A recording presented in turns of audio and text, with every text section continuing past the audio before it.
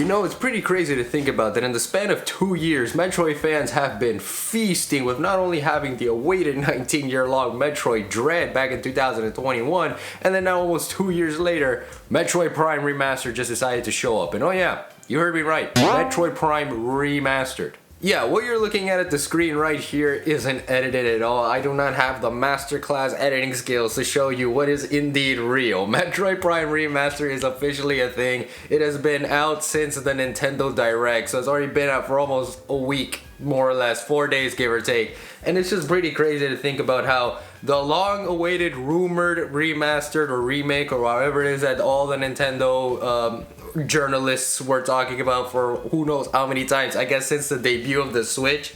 It's pretty crazy to think about that Retro Studios and Nintendo just said, you know what, here, you can have it. You can finally have it. And you know what's even better about that? It's 40 friggin' bucks. And I guess this is where the whole respect of Metroid Prime Remaster is real comes into play here, in case you didn't read the title of the video, because this isn't just a remaster. This isn't just like Skyward Sword HD, just a weep game being poured over to the Nintendo Switch with good quality of life improvements. This is actually much more than that. There's so much love and dedication to this remastered that it almost feels like I'm playing a remake, and that's saying a lot in terms of how much they said, yeah, we know how much you care about this game. We know how much this is arguably considered one of the best, not only Metroid games out there, but also one of the best that the GameCube offered at the time. I kid you not, this game is a beauty.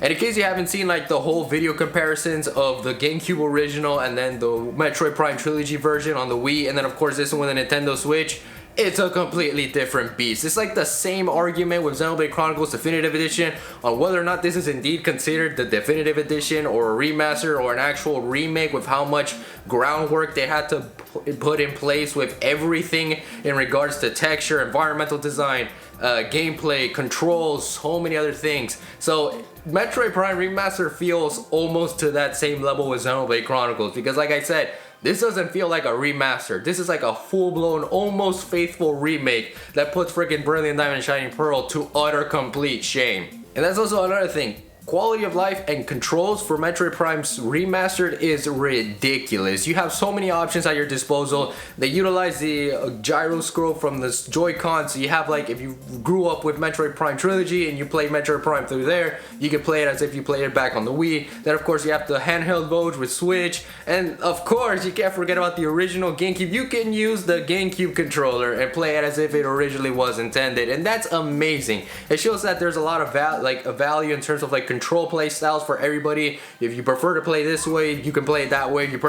That is already one thing. Of course, I already mentioned graphics. Gameplay is literally the same as Metroid Prime Original, and Metroid Prime Original, when I initially played it back then, I only stopped up until like Chozo Ruins, and I remember getting the Spider Ball. I don't think I got the Spider Ball. I think I got up until the Various suit, and I don't remember what else 11-year-old me did when I first played this game. But now I'm almost done with the game. Like, this game is roughly 10 to 14 hours long. It's one of the longer Metroid games. Usually Metroid games tend to be around 8 to 10 almost, maybe like 7 to 8 hours, because they try to make everything very action paced. Of course, there's always backtracking and things like that, but we're talking about a 3D Metroid game that is a first-person shooter that has so much in terms of not only reconstructing what the original Metroid formula provides, but putting it all in a 3D setting. There is just so much goddamn content in this game when it initially came out that it's just amazing to see it on a much better sort of graphical fidelity on the Nintendo Switch. Like, we're talking about a thing that's just basically the Wii U 2.0. Though, talking about the Switch, this thing's almost about to be 6 years old. I'll probably make a video on that sometime soon. But I mean, in case you can't tell by the level of enthusiasm I have for this game, especially when it was shadow dropped. The moment the Nintendo Direct showed Metroid Prime Remastered, they said, hey, the digital edition, you can get it right now. The physical, you might have to wait until next Friday. But still, the fact that it decided to release after the Nintendo Direct really shows the level of respect that Metroid Prime as a franchise, and particularly the first game here, has between Retro Studios, of course, the developers of the game, Nintendo, and just Metroid fans in general. I'm telling you, many people, regardless if they're a Metroid fan or a GameCube fan or both, they will remember their moment with Metroid Prime. There's so many people on social media right now that are just reminiscing on the moment they first laid their eyes on Samus's big 3D adventure on the GameCube back in 2002. And now literally 20 years later, they finally get to re-experience that nostalgia. And if this is how Metroid Prime Remastered looks on the Nintendo Switch and the amount of graphical fidelity they managed to show, because I'm telling you, this is one of the better looking Nintendo Switch games I've seen. And this is not an exaggeration. Like, you can see the comparisons. You can look at the comparisons on YouTube and you will see that they dedicated a lot of time and effort to recontextualize everything and to restructure it to not just fit the mold of the original, but almost make it something completely unique and different for new players and even older ones that, again, grew up with that game. So if this is how it's gonna be, then it makes me super excited for Metroid Prime 4. It makes me excited for how the other remasters could look like for Prime 2 Echoes, Prime 3 Corruption, and just in general. Like, I'm just very excited for what Metroid has in store for us. And we only have 2 games on the Switch, and they're bangers. But of course, my full thoughts and objective point of view for Metroid Prime Remastered will probably be on a later date. This is just like my opinion and how, like, I'm so giddy about the fact that not only am I experiencing what I played back then, but I also get to finish it and actually enjoy all of it in its capacity. And I think a lot of people feel the same way too. And again, it also shows a lot of the level of care and dedication that Retro Studios gave for this game. And I know I said that already, but I just want to reiterate that point. And it's just going to be a fun time. So if you haven't gotten the game yet, go get it. It's $40. It's better than what you've got with Skyward Sword HD. It's better than the amount of Switch ports that are $60, like Super Mario Bros. Wii U Deluxe. What else? Super Mario's 3D World.